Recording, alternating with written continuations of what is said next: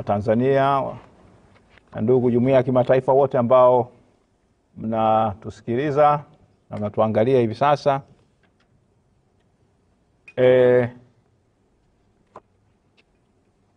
Tumesimama hapa kuweza kuzungumza nanyi kuhusiana na masuala ambayo yamejitokeza katika nchi yetu na yanaendelea kujitokeza katika nchi yetu.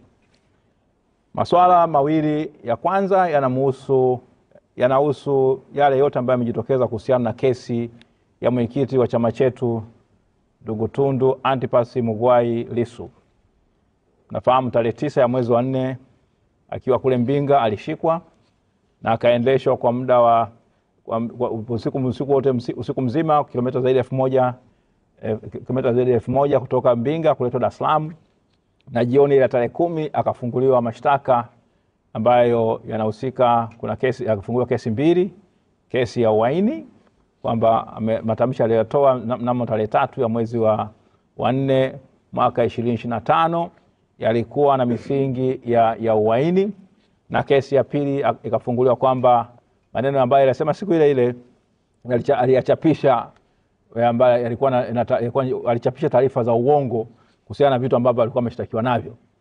Kesi ya kwanza ile ya uhaini, kwa sababu mahakama ya hakimu mkazi wa Dar es Salaam iliyoko pale Kisutu sio mahakama yenye mamlaka ya kusikiliza ile kesi. Ile kesi imeletwa pale kama kwa ajili ya taratibu za uchunguzi wa awali, na baada ya kukamilika ule uchunguzi wa awali, kesi ile inatakiwa ipelekwe, ripoti ya uchunguzi wa awali kamilika, basi inatakiwa ipelekwe katika mahakama kuu ya Tanzania ili sasa hiyo kesi ianze kusikilizwa rasmi. Kwa hiyo tuko pale Kisutu kama ni sehemu ya muda ya mapito. Napita pale, mwisho wa siku kesi ipelekwe katika mahakama ya hakimu mkazi, mahakama kuu ya Tanzania.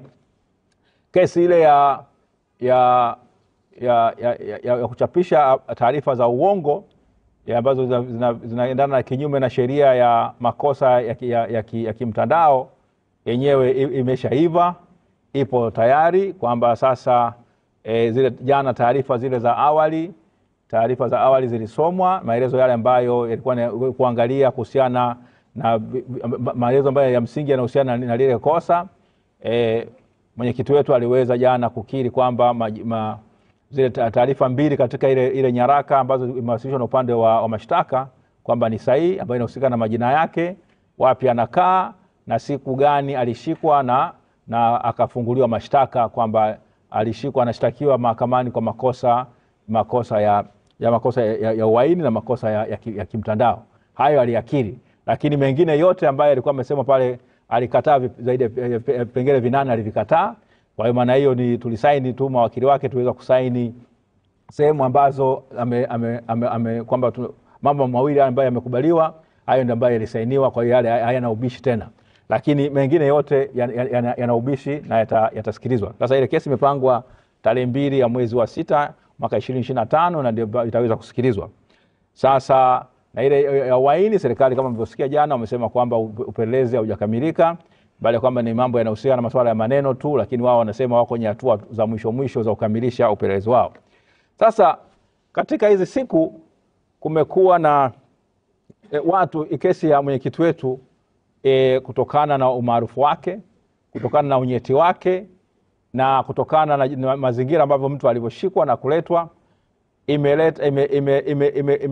imevuta hisia za jumuiya ya kimataifa, imevuta hisia za Watanzania na jumuiya ya kimataifa, wanazuoni mbalimbali, wanasheria na sehemu mbalimbali.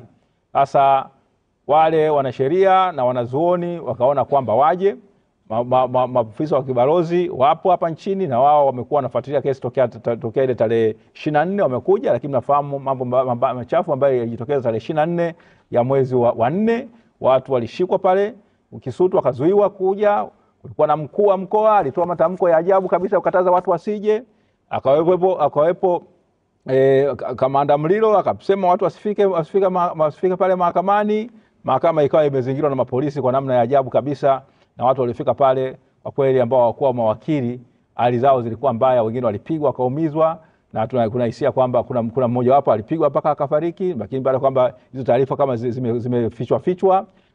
wanachama wetu wengi sana kama 25 waliumizwa vibaya, wengine wakatupwa mabepande na sehemu hizo, na kulikuwa na katibu mkuu hapa alifanya press conference ambayo ilionyesha video mbalimbali za yale mambo, na mpaka hivi leo hatujasikia polisi wakikana kwamba sio kweli.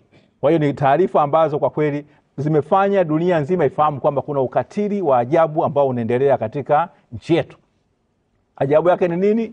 Unashangaa kwamba inakuwaje katika kesi tu ya jinai ambayo mtu ameshtakiwa watu wengine waumizwe. Kwa sababu gani?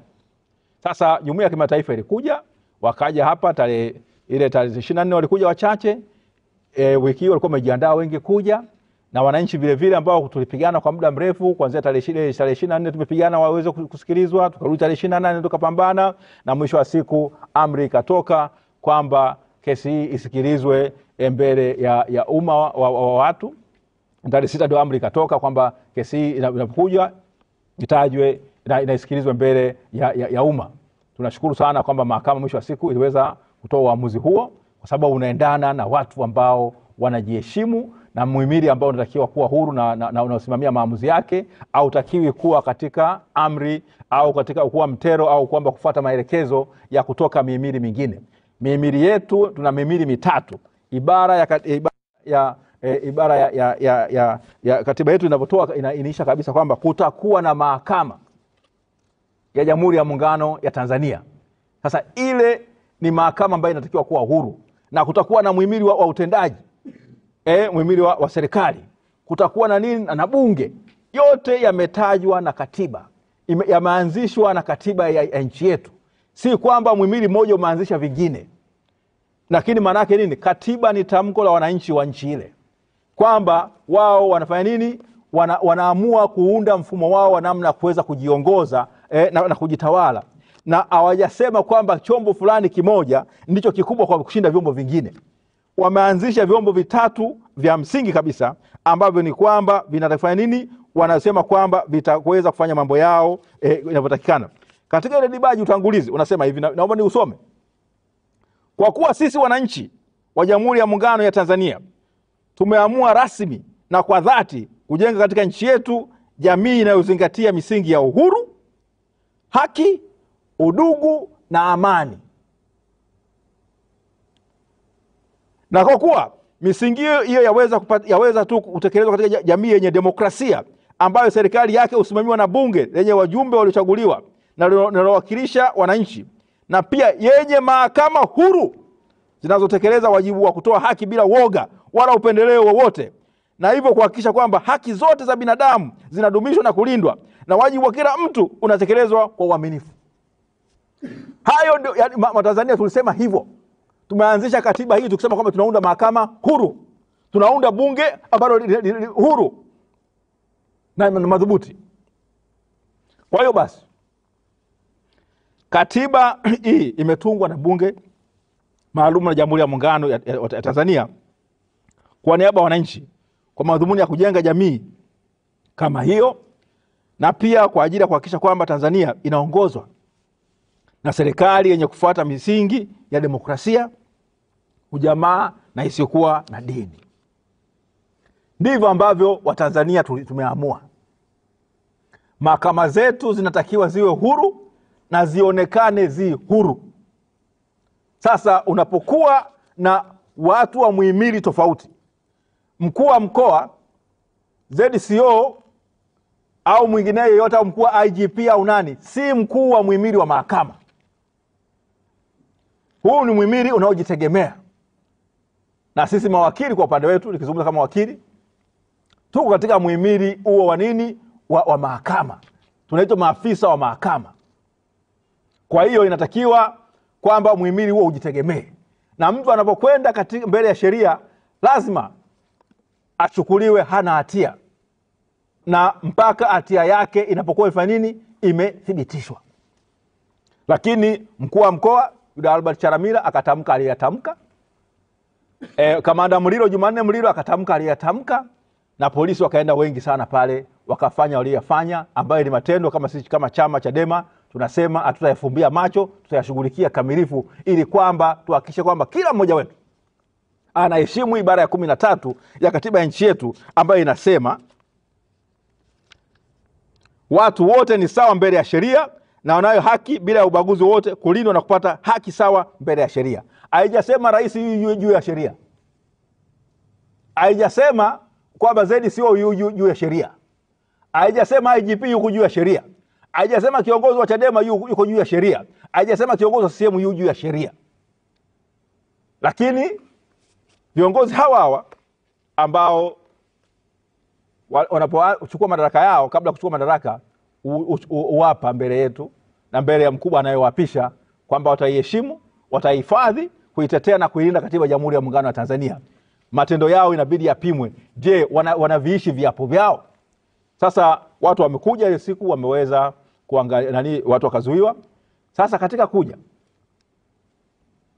baadhi ya wanasheria na wanazuoni nguri kabisa, siku ya Jumamosi ile na Jumapili, siku ya kuamkia Jumapili na kuamkia Jumatatu, wakazuiwa wasiingie katika Jamhuri ya Muungano wa Tanzania. Tupo Martha Karua ambaye mmemsikia, Faith na wakawa wamekataliwa. Na baadaye tena huyu Martha Karua alikuwa hata waziri wa sheria wa Kenya, yani mwanasheria nguli wa huko Kenya, lakini anafahamika katika ukanda wa Afrika Mashariki na bara letu la Afrika na ulimwenguni. Nakuja Dr. Wile Mutunga. Huyu alikuwa ni jaji mkuu wa kwanza wa Kenya baada ya kuwa na katiba mpya ya 2010. Na ndiye ameweka msingi wa mfumo wa mahakama ya Kenya kuwa jinsi ulivyo. Ndiye alikuwa anaunda mahakama ile upya. Lakini huyu vile vile kasoma katika chuo kikuu cha Dar es Salaam. Ni wale miongoni mwa Wakenya ambao walikuwa wanakuja wakati tunabadilishana wanafunzi katika Jumuiya ya Afrika Mashariki ambao walisomea katika chuo kikuu cha Dar es Salaam. Wenzake na kina Isa Shivji. Anafika hapa Tanzania, anakatazwa, anakataliwa, anarudishwa. Alafu unategemea kwamba mambo haya ni yataishia hapo hapo. Vile vile mmemsikia huyo kijana huyo mwingine hapo jambo ameshikwa, Boniface Mwangi na huyo dada Anet Arugaire, ambao wamefanywa vile vile leo ndio tunaambiwa kama wameondolewa. Lakini jinsi ambavyo huyu Boniface alivyofuatwa pale katika hoteli ya Serena na akawa yuko hatarini, watu hawajajitambulisha sawa sawa au viongozi,